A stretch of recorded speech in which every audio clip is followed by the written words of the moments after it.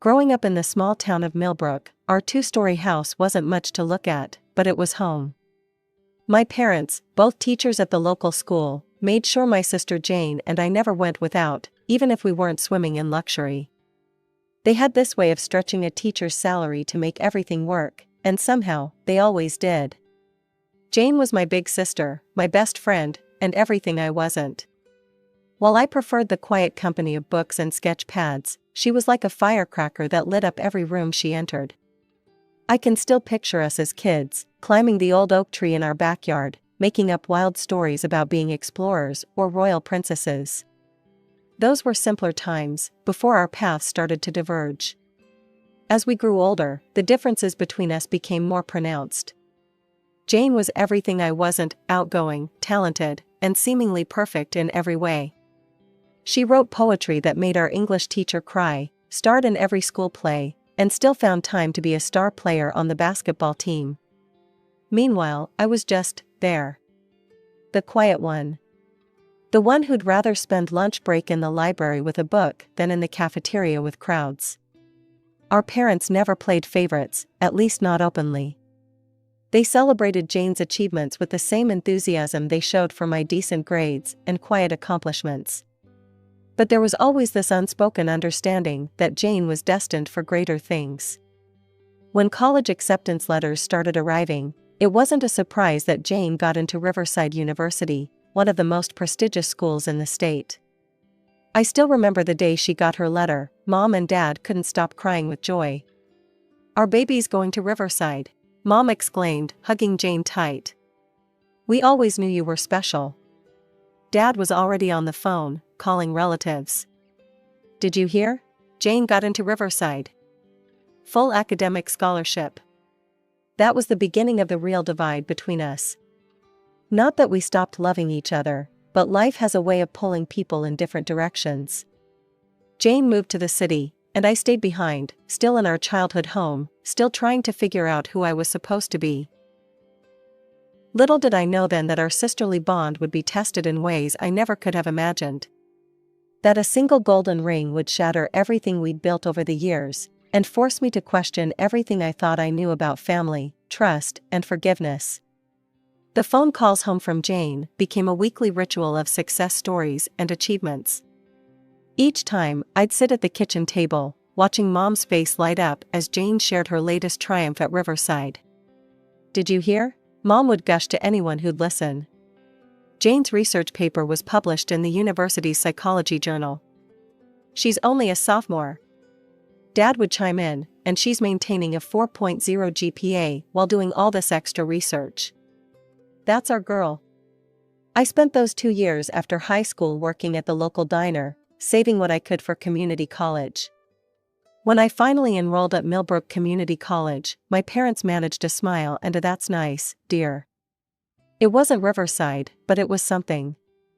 "You know, Jane was on local TV again yesterday," Mom announced during dinner one evening. They interviewed her about her research on childhood development. She looked so professional. "That's great," I mumbled, pushing my peas around my plate.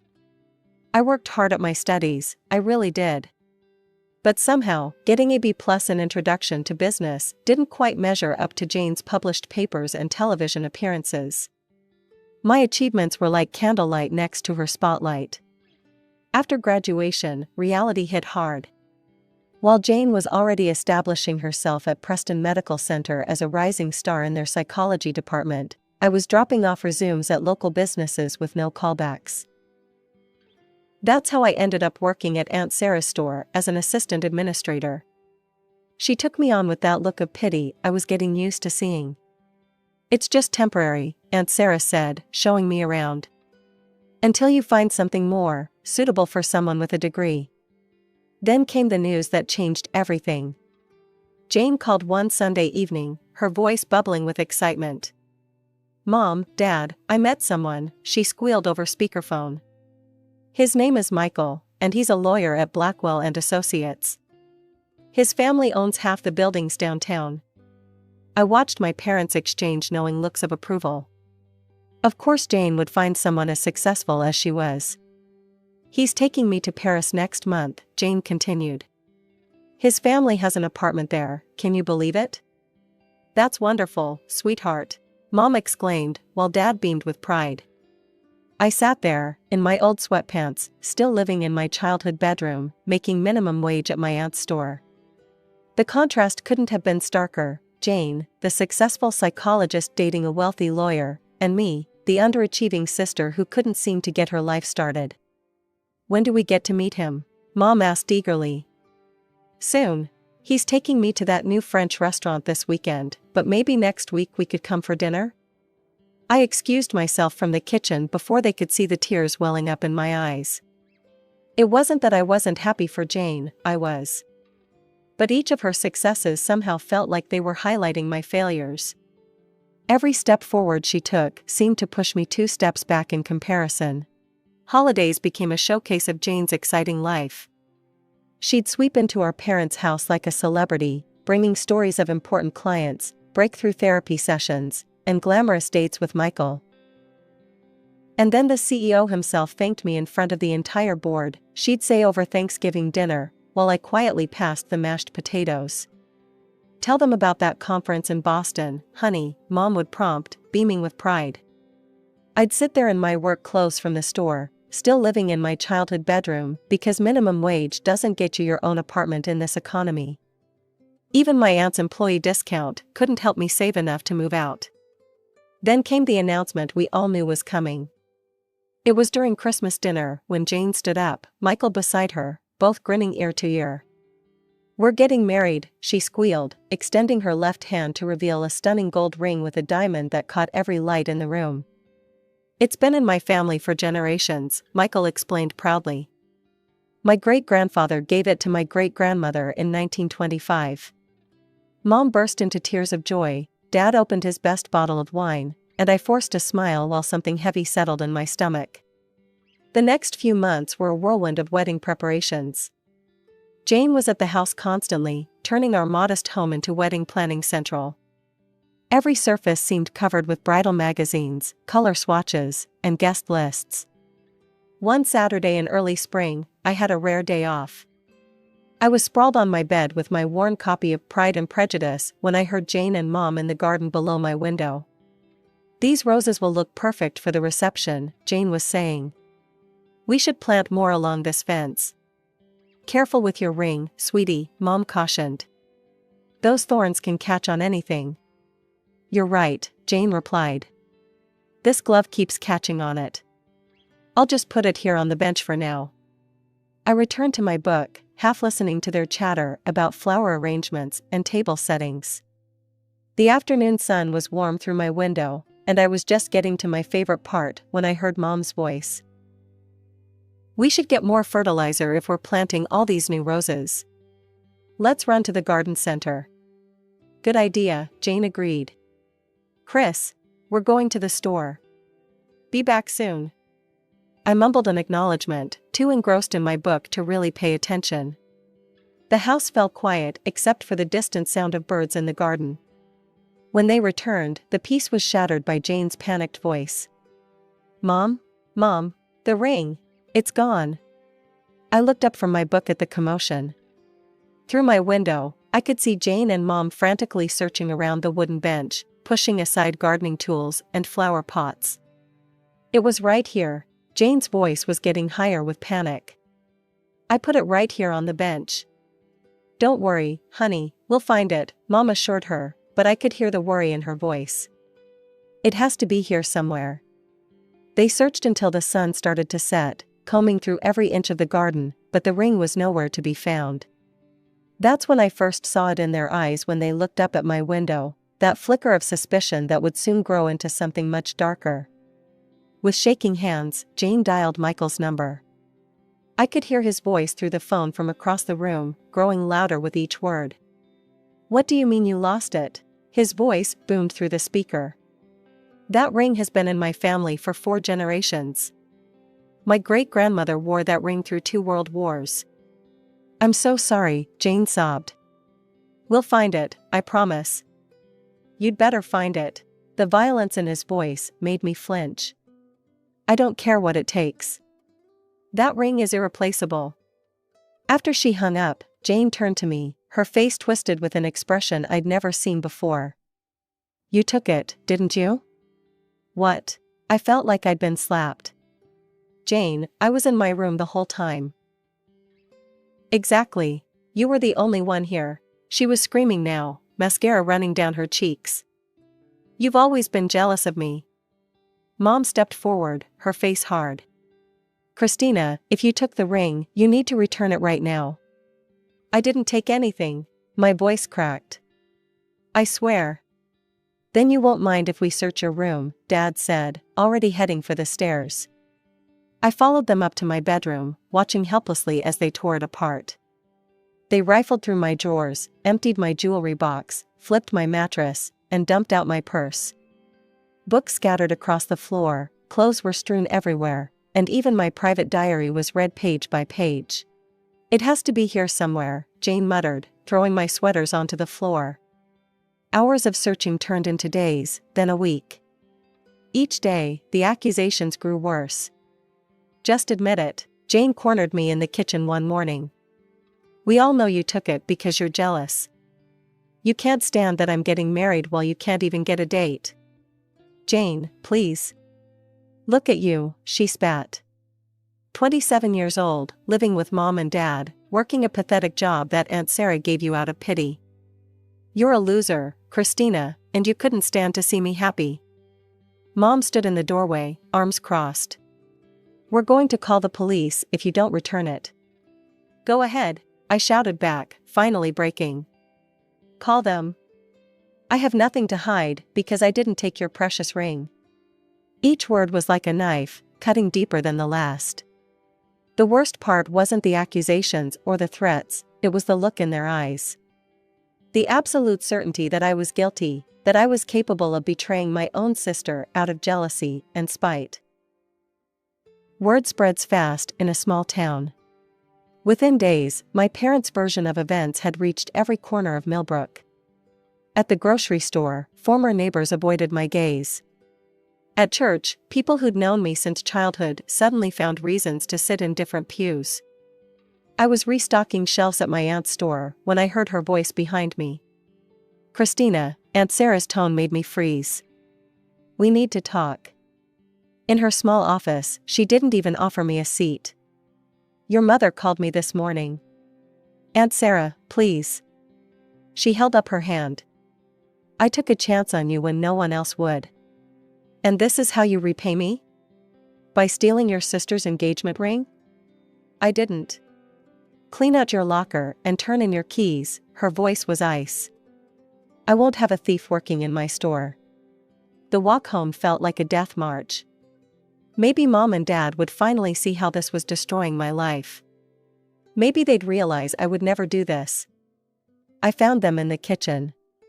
"Aunt Sarah fired me," I said, my voice small. Mom didn't even look up from her coffee. "Pack your things." "What?" "You heard your mother," Dad said.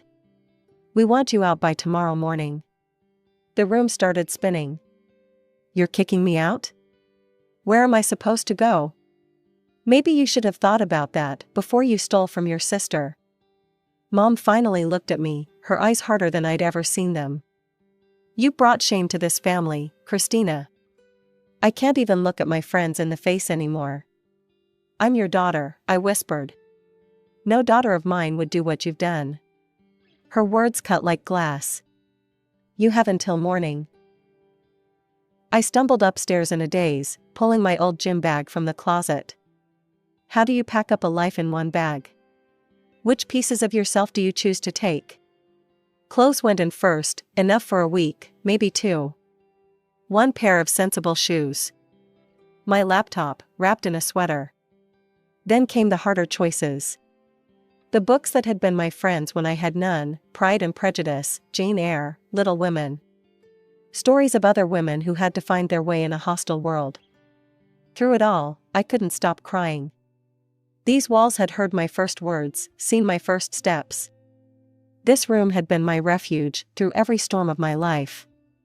Now it was just another place I wasn't welcome.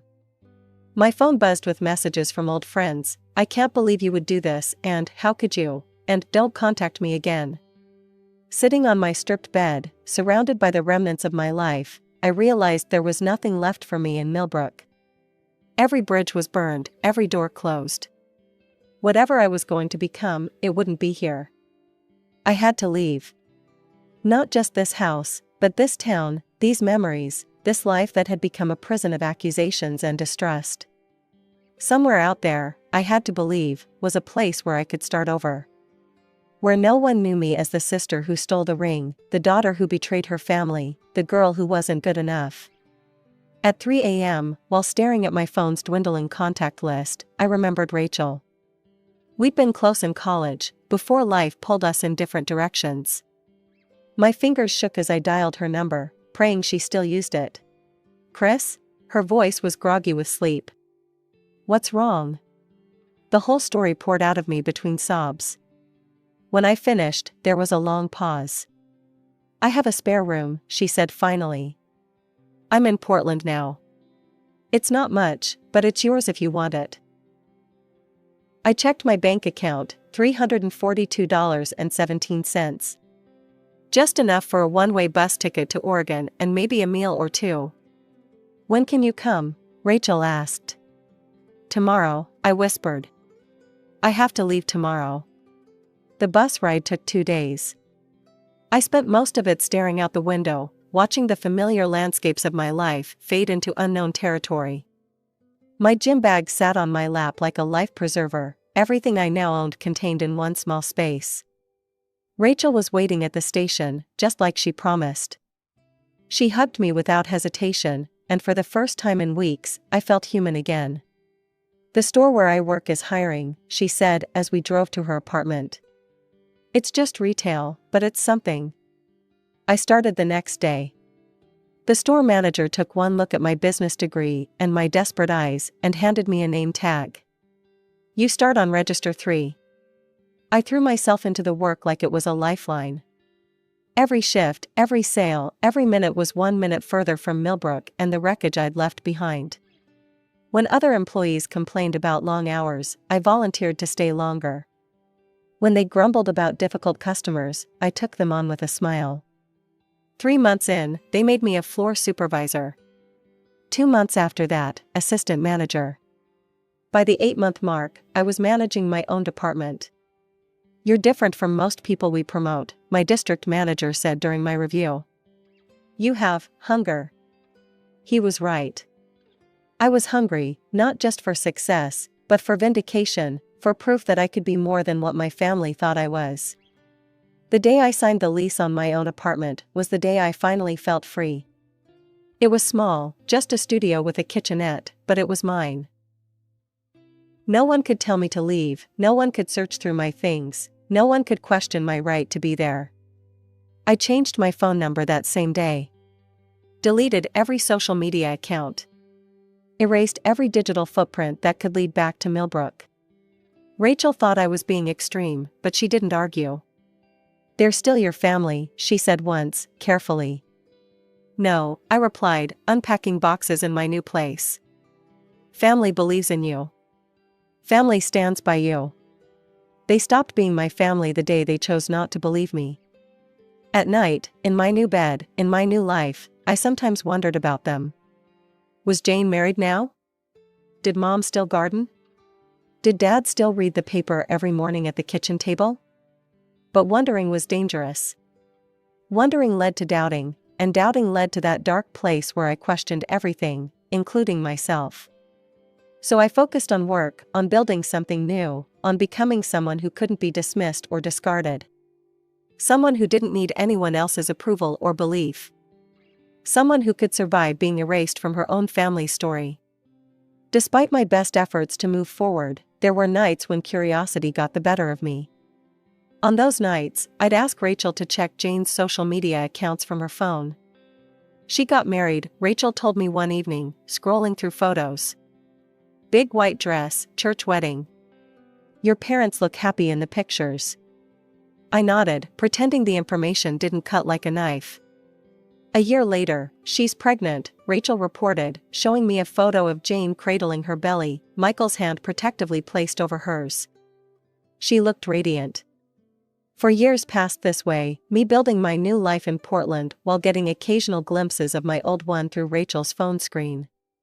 For years of watching my family's life continue without me, through carefully curated photos and posts that never mentioned the missing daughter, the lost sister.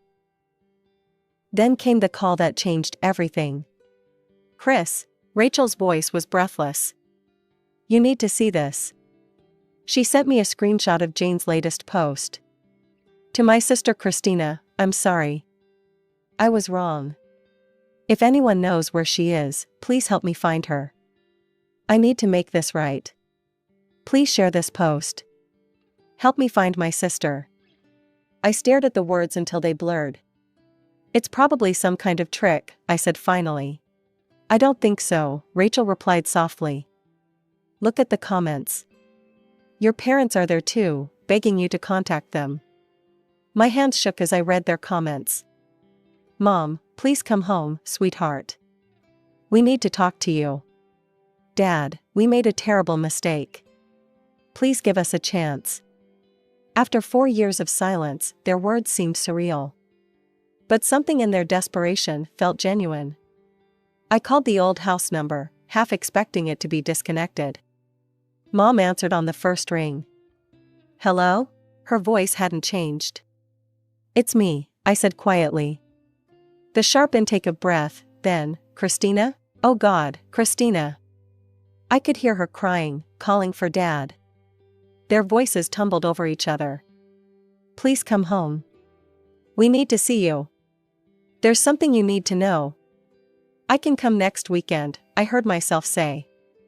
The drive back to Millbrook was the longest of my life. Each mile marker brought back memories I'd tried so hard to bury. The town looked exactly the same, as if it had been frozen in time while I'd been away. Jane's car was in the driveway when I arrived. My heart hammered against my ribs as I walked up the familiar path to the front door. They were all waiting in the living room, Mom, Dad, and Jane.